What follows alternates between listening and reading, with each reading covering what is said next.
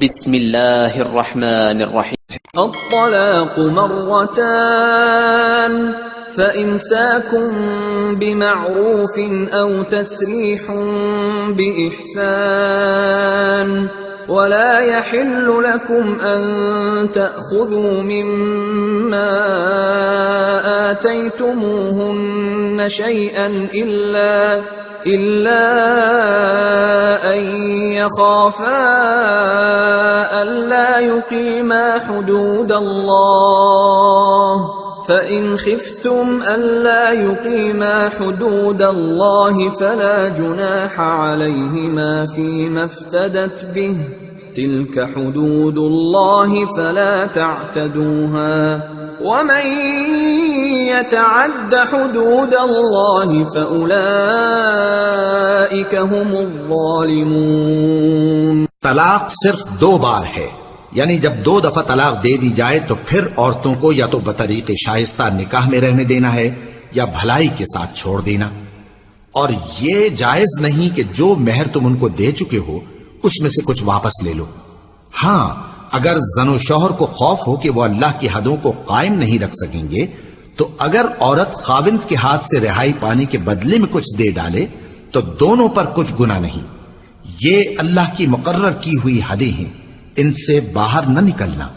اور جو لوگ اللہ کی حدوں سے باہر نکل جائیں گے وہ گناہگار ہوں گے۔ فَإِن طَلَّقَهَا فَلَا تَحِلُّ لَهُ مِن بَعْدُ حَتَّى تَنكِحَ زَوْجًا غَيْرَهُ فَإِن طَلَّقَهَا فَلَا جُنَاحَ عَلَيْهِمَا أَن يَتَرَاجَعَا إِن ظَنَّا أَن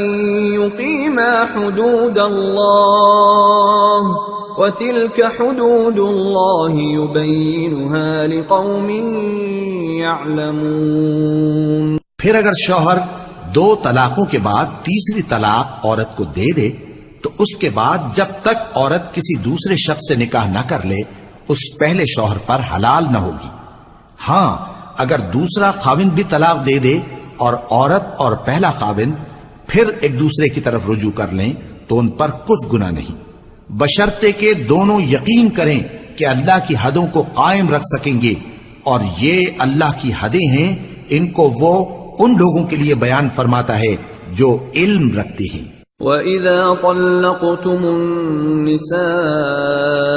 فَبَلَغْنَ أَجَلَهُنَّ فَأَمْسِكُوهُنَّ بِمَعْرُوفٍ أَوْ سَرِّحُوهُنَّ بِمَعْرُوفٍ وَلَا تُمْسِكُوهُنَّ ضِرَارًا لِتَعْتَدُوا وَمَن يَفْعَلْ ذَلِكَ فَقَدْ ظَلَمَ نَفْسَهُ وَلَا تَتَّخِذُوا آيَاتِ اللَّهِ هُزُوًا وَاذْكُرُوا نِعْمَةَ اللَّهِ عَلَيْكُمْ وَمَا